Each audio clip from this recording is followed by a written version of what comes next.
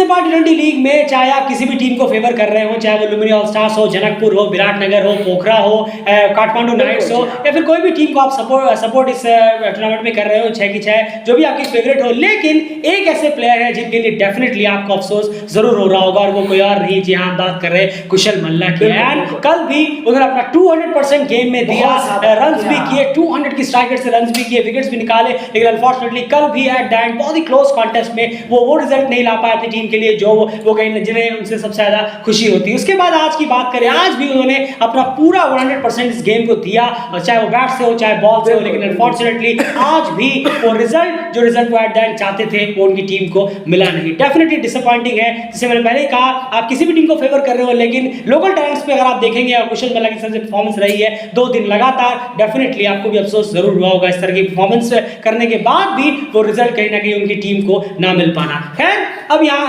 बात करें पोखरा एवेंजर्स की लगातार चौथी हार यहाँ पर हुई है। विराटनगर चलिए फाइनली इस टूर्नामेंट में अब जीत का उनका खाता खुला है, काफी अच्छी रही। कुशल की इनिंग पे और भी आगे बहुत डिस्कस करेंगे, आखिर क्या वो बेहतर कर रहे हैं, क्या वो अलग कर रहे हैं लगातार 2 मैचों से, लेकिन एंड पोखरा की लगातार चौथी हार भी रोक नहीं पा रहे हैं। कहां पर आप देख रहे हैं मोटे तौर पर, अगर आपसे पूछूं कि किस तरीके की गलती आखिर हो क्या रही है, आखिर जो वो फिनिशिंग लाइन को वो क्रॉस नहीं कर पा रहे हैं? जरूर देखिए, दिक्कत तो कहीं ना कहीं जरूर है। आप बैटिंग में देखेंगे तो वहां प्रॉब्लम है, कोई कंसिस्टेंट बैट्समैन उनके पास है नहीं ऐसा कोई आज, और कंसिस्टेंटली जैसे कुशल मल्ला यहाँ जरूर परफॉर्म कर रहे हैं, पर बॉलिंग में एक वीकनेस भी कहीं ना कहीं है। तो पूरी टीम को अगर आप देखेंगे, कुछ एक आप परफॉर्मेंस निकल के आ रही है, लेकिन सब जगह से जो हेल्प चाहिए, सबकी एक परफॉर्मेंस जिस वक्त पर सही परफॉर्मेंस होनी चाहिए, मान के चलिए कि अगर यहाँ पर इस बल्लेबाज से 15 रन चाहिए, वहां वो 15 रन नहीं बन रहे हैं, वहां पर या ओपनिंग से अगर कुछ पार्टनरशिप चाहिए तो वो नहीं निकल रही है। और इसी वजह से आप देखेंगे कि डाउन का चेंज होना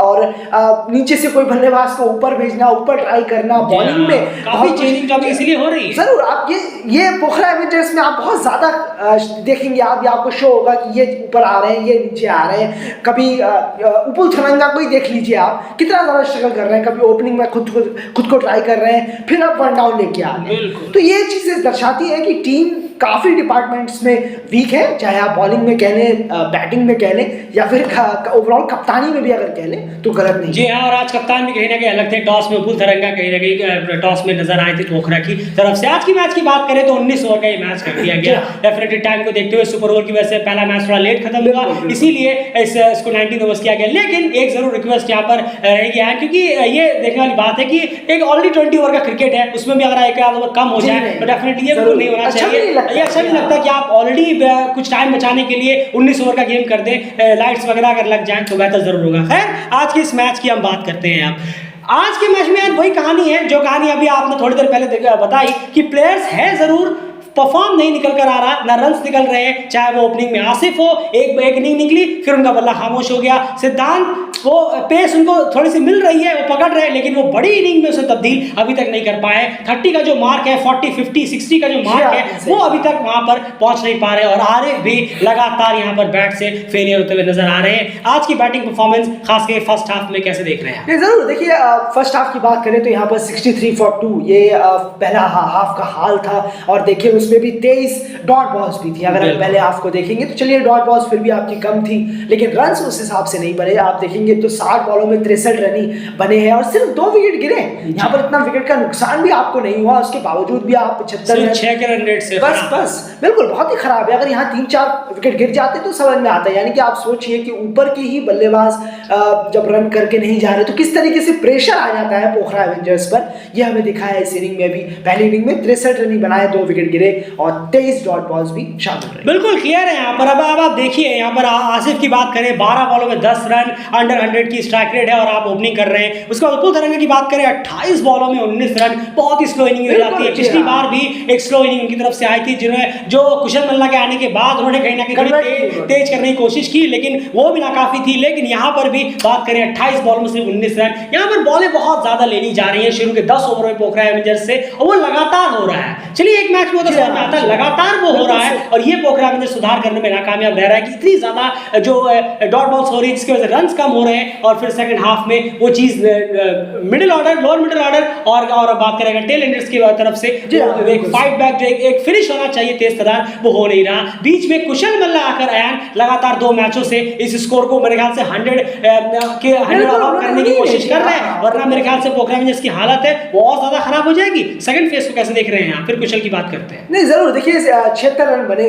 सेकंड फेज में 9 ओवर में, अगर हम देखें और 5 विकेट यहाँ टीम ने गंवाए हैं, विकेट भी काफी गिरे हैं और रन भी 54 बॉलों में आपके 76 रन आपने बनाए 8.5 के आसपास। बस तो ये बिल्कुल स्कोर आप कहेंगे कि फाइटेबल, या चलिए ठीक है कि आप इस पे लड़ा सकते थे स्कोर के, ये जरूर हो सकता था कि चलिए आपने 138 रन बनाए जरूर, तो ये स्कोर लड़ाने लायक भी हो सकता था, लेकिन पहली इनिंग है, पहली इनिंग में हमें नहीं मालूम कि सामने वाली टीम कैसा बैटिंग कर रही है और ऊपर से आज पिच भी अच्छा बिहेव कर रही है। पिच तो बहुत ही अच्छा बिहेव कर रही थी सच में, और पहली इनिंग जब आप खेल रहे हो तब ये ज्यादा से ज्यादा स्कोर करना वो आपका काम है। आपको ये नहीं मालूम कि सामने वाली टीम क्या करेगी, हम कितना डिफेंड कर पाएंगे या नहीं, वो सब बात की बातें हैं, पर आपकी बैटिंग किस तरीके से हुई है वो तो यहाँ बिल्कुल नहीं दर्शाती। लेकिन डॉट बॉल्स आपने जरूर चलिए पहली फेज से कम खेला, 17 डॉट बॉल से खेली है, लेकिन जो रन है 76 रन ये बिल्कुल ज्यादा होने चाहिए थे। बिल्कुल पहले फेज में भी वहां 63 बने, 63 वहां पर भी और यहाँ पर भी, दोनों तरफ बिल्कुल क्लियर कट है। तो यहाँ पर जो फिनिश की हम बात कर रहे हैं कि फिनिश में सेकंड हाफ में कुछ ज्यादा रन यहाँ पर होने चाहिए थे, कुछ तेज स्ट्राइक रेट वाले नीचे आकर अगर बैटिंग करने में कामयाब होते तो बेहतर होता।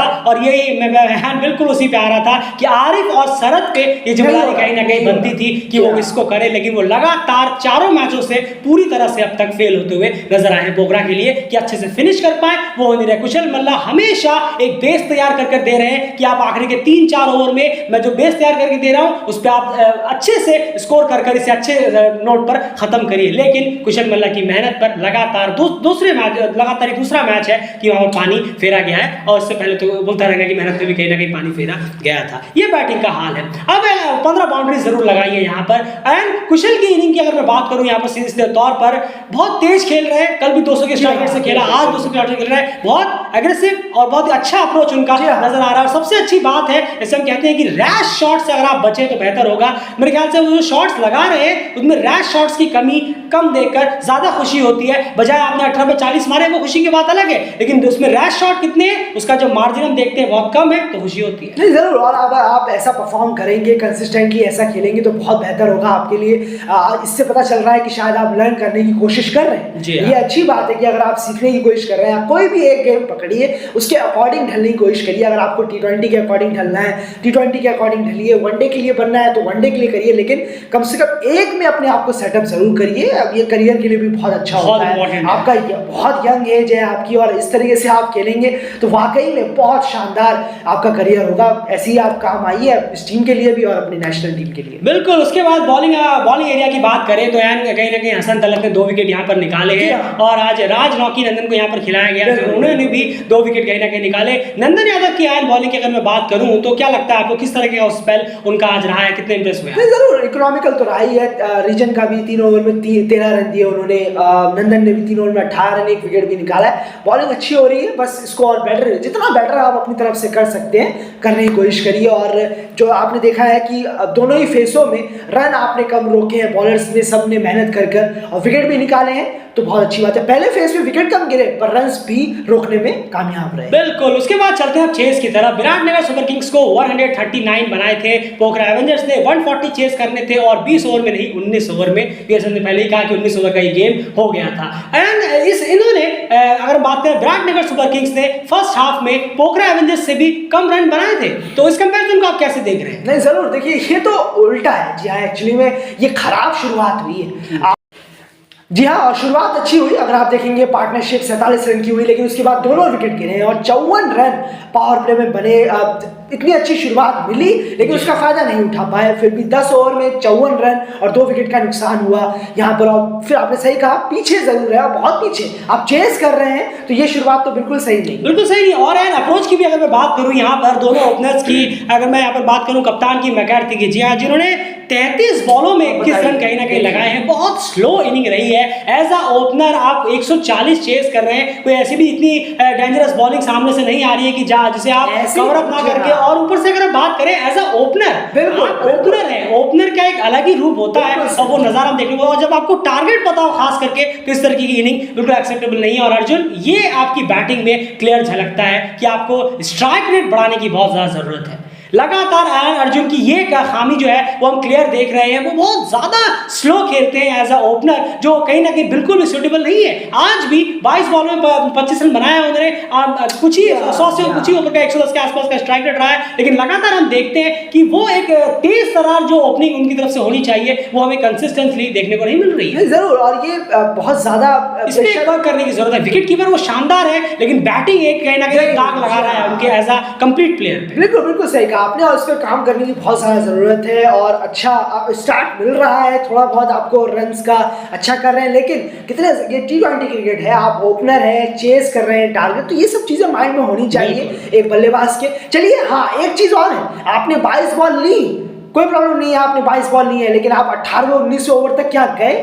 क्या ये आपने किया कम से कम कि चलिए मैंने शुरुआत में 22 बॉलें ली है, फिर मैंने अपनी इनिंग को आगे बढ़ाया, आराम आराम से मैं खेल के गया, मैंने 50-60 रन किए, बिल्कुल, और मैंने टीम को फिनिश करके दिया है। अगर आप ये भी नहीं कर पा रहे हैं, आपसे ये भी नहीं हो रहा, तो ये आपकी गलती है कि हाँ मैं लास्ट तक गया हूँ। अभी एक एग्जांपल जरूर दूंगा यहाँ पर आने वाले प्लेयर का, जो ओवरसीज के प्लेयर है जो उन्होंने किया। अगर ये आप करते कि हाँ मैंने 40-50 बॉलें खेलनी है और 55 रन मारे, लेकिन भैया मैं तो 18वें-19वें ओवर तक गया, टीम को जिता के आया, मेक श्योर किया, तब आया हूँ यहाँ से। बिल्कुल, तो ये अर्जुन आपको लगातार देख रहे हैं, कहीं ना कहीं हम ये नजर देख रहे हैं कि लगातार मैचेस में ये कमी जरूर अर्जुन के अंदर निकल कर आ रही है। ये जो आपकी बैटिंग है, जो जिस तरह से एज अ ओपनर आप बहुत ज्यादा स्ट्राइक रेट को आप मेंटेन नहीं रख पा रहे हैं, जिस तरह से आप अपनी इनिंग को स्टार्ट तो कर रहे हैं लेकिन उससे अच्छे इनिंग को फिनिश नहीं कर रहे हैं। हम ये नहीं कह रहे आप हर मैच में 90-70 मारिए, लेकिन कम से कम 40, 45, 50 तक, और स्ट्राइक रेट को जितना ज्यादा बढ़ा कर रख सके उतना बेहतर, क्योंकि आपको देखना होगा कि आप किस पोजीशन पर आ रहे हैं। इसके बाद रोहित पटेल सिर्फ 5 रन बनाकर आउट हो गए, 2 लगातार अच्छी इनिंग्स उनकी तरफ से आई थी, एक 25 और 30 प्लस की, लेकिन इस बार बहुत जल्दी आउट हो गए। उसके बाद यानी आप बात करें अगर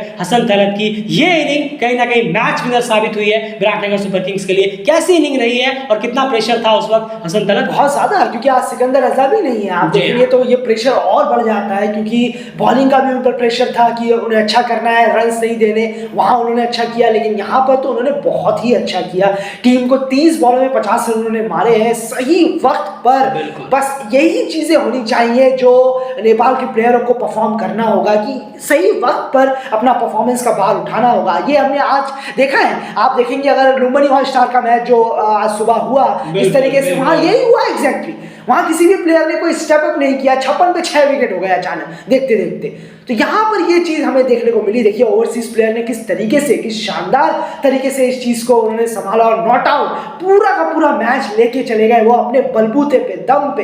30 बॉलों में 50 रन, 4 चौके, 1 छक्का, कमाल की इनिंग खेली है। एक वक्त भी नहीं लगा कि उन्हें कुछ स्ट्रगल हो रहा है या जहीर खान कुछ दिक्कत कर रहे हैं या अभिमन्यु मिथुन या प्रतीक जीसी, किसी ने भी नहीं, कोई ट्रबल नहीं, आराम से। इसे कहते हैं इनिंग, इसे कहते हैं टॉप क्लास इनिंग। अगर आप बिल्कुल, और एक एग्जांपल सुबह भी है, लुम्बिनी ऑल स्टार्स के मैच में भी एग्जांपल है, और वो है गुलशन झा।